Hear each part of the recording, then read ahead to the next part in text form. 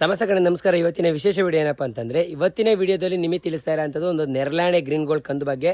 So already ತುಂಬ ವಿಡಿಯೋಸ್ನ ಮಾಡಿದ್ದೀನಿ. ಗಿಡ ಯಾವ ಥರ ಇರುತ್ತೆ, ಕ್ವಾಲಿಟಿ ಯಾವ ಥರ, ನೆರ್ಲ್ಯಾಂಡ್ ಗ್ರೀನ್ ಗೋಲ್ಡ್ನೇ ಯಾಕೆ ಆಯ್ಕೆ ಮಾಡಬೇಕು, ಅದರ ಪಲ್ಪ್ ಯಾವ ಥರ ಇರುತ್ತೆ, ಸೊ ಅದನ್ನು ಪ್ಲಾಂಟೇಷನ್ ಮಾಡೋ ಅಂಥ ಕ್ರಮ ಯಾವುದು, ಪ್ರತಿಯೊಂದು ತಿಳಿಸಿದ್ದೀನಿ. ಸೊ ಇಲ್ಲಿ ನೋಡ್ತಾ ಇದ್ದಿಲ್ಲ, ಇದು ನೆರ್ಲ್ಯಾಂಡ್ ಗ್ರೀನ್ ಗೋಲ್ಡ್ ಹೊಸ್ದಾಗಿ ನೋಡ್ತಾ ಇರೋ ಅಂಥವ್ರಿಗೆ. ಸೊ ಈ ನೆರ್ಲ್ಯಾಂಡ್ ಗ್ರೀನ್ ಗೋಲ್ಡ್ ಏನಿದೆ, ಈ ಪಲ್ಪ್ ವೆರೈಟಿ ಗಿಡಗಳು ನಮ್ಮ ಹತ್ರ ಸಿಗ್ತಾ ಇರೋಂಥದ್ದು. ಕಂದು ಸ್ಟಾಮಿನಾ ಆಗಿ ಚೆನ್ನಾಗಿರೋ ಅಂಥದ್ದು. ಸೊ ಅದ್ರ ಗೆಡ್ಡೆ ಬಂದು 10 ವರ್ಷದ ಹಳೆಯ ತೋಟದಲ್ಲಿ ಕಂದನ್ನ ತರ್ತಾ ಇರೋಂಥದ್ದು. ಅದು ಕೇರಳದಿಂದ ಇಡುಕಿಯಿಂದ ತರಿಸ್ತಾ ಇರೋಂಥದ್ದು. ಸೊ ಲಿಮಿಟೆಡ್ ಸ್ಟಾಕ್ ಇದೆ. ಲಾಸ್ಟ್ ಟೈಮ್ ನಿಮಗೆ ಗೊತ್ತಿರೋಂಗೆ 2000 ಪ್ಲಾಂಟ್ಸ್ನ ನಾವು ಲೋಡ್ ಮಾಡ್ಕೊಂಬಂದು ತೊಗೊಬಂದಿದ್ವಿ. ಆಲ್ರೆಡಿ ಸೋಲ್ಡ್ ಔಟ್ ಆಗಿದೆ. ಇಲ್ಲಿರೋದು ಕೂಡ ನರ್ಸರಿಗೆ ಬಂದು ಪರ್ಚೇಸ್ ಮಾಡೋ ಅಂಥವ್ರಿಗೆ ನರ್ಸರಿಗೆ ಬಂದು ಪರ್ಚೇಸ್ ಮಾಡ್ಕೊಳ್ಳಿ, ಸ್ವಲ್ಪ ಲಿಮಿಟೆಡ್ ಸ್ಟಾಕ್ ತಂದಿಟ್ಟಿರ್ತೀನಿ ಅಂತ ಹೇಳಿದೆ. ಸೊ ಅದು ಕೂಡ ಆಲ್ರೆಡಿ ಸೋಲ್ಡ್ ಔಟ್ ಆಗಿತ್ತು. ನೋಡ್ತಾ ಇರ್ಬೋದು, ಕಂಪ್ಲೀಟಾಗಿ ಅಲ್ಲಿವರೆಗೂ ಜೋಡಿಸಿದ್ದೇನೆ ಅಂತಂದು. ಸೊ ಇಲ್ಲಿ ಒಂದು 600 ಗಿಡನ ತಂದಿಟ್ಟಿದ್ವಿ. ಸೊ ಆಲ್ರೆಡಿ ಅದು ಕೂಡ ಸೋಲ್ಡ್ ಔಟ್ ಆಗಿದೆ. ಇನ್ನೊಂದು 50 ಗಿಡ ಇದೆ. 50 ಗಿಡ ಕೂಡ ಆಲ್ರೆಡಿ ಬುಕ್ಕಿಂಗ್ ಆಗಿರೋಂಥದ್ದು. ಸೊ ಲಿಮಿಟೆಡ್ ಸ್ಟಾಕು ಮತ್ತಿದೆ. ಮತ್ತು ಗುರುವಾರ ಮತ್ತು ಶುಕ್ರವಾರ ನಾವು ಮತ್ತೆ ತಿರ್ಗಾ ನಾವು ಇದಕ್ಕೆ ಹೋಗ್ತಾ ಇದ್ದೀವಿ ಕೇರಳಗೆ. ಸೊ ಕಂದನ ತರಲಿಕ್ಕೆ ಸುಮಾರು ಆರ್ಡರ್ಸ್ ಇದೆ.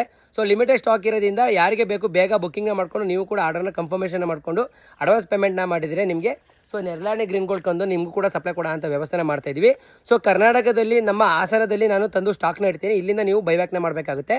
ಸೊ ನೀವು ಬಲ್ಕ್ ಆರ್ಡರ್ ಕೊಟ್ಟರೆ, ಅಕಸ್ಮಾತ್ ಏನಾದರೂ ಈಗ ನನಗೊಂದು 200, 300, 400, 500, 1000 ಈ ಥರ ಬೇಕು ಅಂದರೆ ಮಾತ್ರ ನಾವು ವಿತ್ ಡೆಲಿವರಿನ ನಿಮಗೆ ಕೊಡ್ತಾ ಇರೋಂಥದ್ದು. ಸೊ ಇದ್ರದ್ದು ಪ್ರೈಸ್ ಕೇಳ್ತೀರಿ ತುಂಬ ಜನ, ಇದ್ರ ಪ್ರೈಸ್ ಏನು ಸರ್ ಅಂತೇಳಿ. ಇದ್ರ ಪ್ರೈಸು ಇನ್ಕ್ಲೂಡಿಂಗ್ ವಿತ್ ಡೆಲಿವರಿ ನಿಮ್ಗೆ ಏನಾದ್ರು ಬಲ್ಕಲ್ಲಿ ಕೊಟ್ಟರೆ ಮಿನಿಮಮ್ 200, 300 ಈ ಥರ ಏನಾದ್ರು ಕೊಟ್ಟರೆ ಸೊ 200 ರುಪೀಸ್ಗೆ ವಿತ್ ಟ್ರಾನ್ಸ್ಪೋರ್ಟೇಷನ್ನ ಕೊಡ್ತಾ ಇರೋಂಥದ್ದು. ಸೊ ನಮ್ಮ ಕರ್ನಾಟಕದೊಳಗಡೆ ಅಂದರೆ ನಾವು ಆಲ್ರೆಡಿ ಇಡುಕಿಯಿಂದ ತರಿಸ್ತಾ ಇರೋದು 770 ಕಿಲೋಮೀಟರು ನಮ್ಮ ಹಾಸನಿಗೆ ಆಗುತ್ತೆ. ಸೊ ಇಲ್ಲಿಂದ ನಿಮ್ಮ ಲೊಕೇಶನ್ ಎಷ್ಟು ದೂರ ಇರುತ್ತೆ, 200 ಕಿಲೋಮೀಟರ್ ಇರುತ್ತೋ, 300 ಕಿಲೋಮೀಟರ್ ಇರುತ್ತೋ, ಐ ಡೋಂಟ್ ನೋ. ಸೊ ಹಾಗಾಗಿ ನಿಮ್ಮ ಲೊಕೇಶನಿಗೆ ಬೇಕಂತಂದರೆ ಮಿನಿಮಮ್ ಸೊ 200ಇಂದ 300 ಮೇಲೆ ಪರ್ಚೇಸ್ ಮಾಡಿದರೆ 200 ರುಪೀಸ್ ಪರ್ ಪ್ಲಾಂಟಿಗೆ ನಿಮಗೆ ಚಾರ್ಜ್ನ ಮಾಡಿ ವಿತ್ ಡೆಲಿವರಿನ ಕೊಡ್ತಾ ಇದ್ದೀನಿ. ಸೊ ಇಲ್ಲ ಸರ್ ನಮಗೆ ಕಡಿಮೆ ಬೇಕು ಅಂತ ಅಂದರೆ ನೀವು ನರ್ಸರಿಗೆ ಬಂದು ಡೈರೆಕ್ಟ್ ಅದೇ 200 ರುಪೀಸ್ಗೆ 20 ಗಿಡ, 30 ಗಿಡ, 50 ಗಿಡ ಈ ಥರ ಕೂಡ ನೀವು ಪರ್ಚೇಸ್ನ ಮಾಡ್ಕೊಬೋದು. ಬಟ್ ವಿತ್ ಬುಕ್ಕಿಂಗ್ ಇದ್ರೆ ಮಾತ್ರ. ಯಾಕೆಂದರೆ ಈ ಗಿಡನ ತಂದ ಮೇಲೆ ನಾವು ಇಟ್ಕೊಳ್ಳಿಕ್ಕಾಗಲ್ಲ. ಯಾಕೆಂದರೆ ಇದನ್ನು ಭೂಮಿಯಿಂದ ಕಿತ್ಕೊಂಡ್ಬಂದಿರೋದ್ರಿಂದ ಅದಕ್ಕೆ ಸಾಯಿಲ್ ಕಂಟೆಂಟು ನಿಮಗೆ ಬೇರಿಂದ ಸಪ್ರೇಟ್ ಆಗಿರುತ್ತೆ.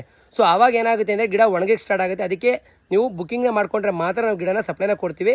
ಸೊ ಆ ಥರ ನೀವು ತೊಗೊಂಡೋಗಿ ಎಷ್ಟು ದಿನ ಇಟ್ಕೊಬೋದು ಸರ್, ನಾವು ನಾಟಿ ಮಾಡೋಕ್ಕೆ ನಾವು ಭೂಮಿನ ಸಿದ್ಧತೆ ಮಾಡ್ಕೊಂಡಿಲ್ಲ, ನಮ್ಮ ತೋಟನ ರೆಡಿ ಮಾಡ್ಕೊಂಡಿಲ್ಲ ಅಂತಂದರೆ ನೀವು ಮ್ಯಾಕ್ಸ್ ಟು ಮ್ಯಾಕ್ಸ್ 5 ದಿನ ಇಟ್ಕೊಬೋದು.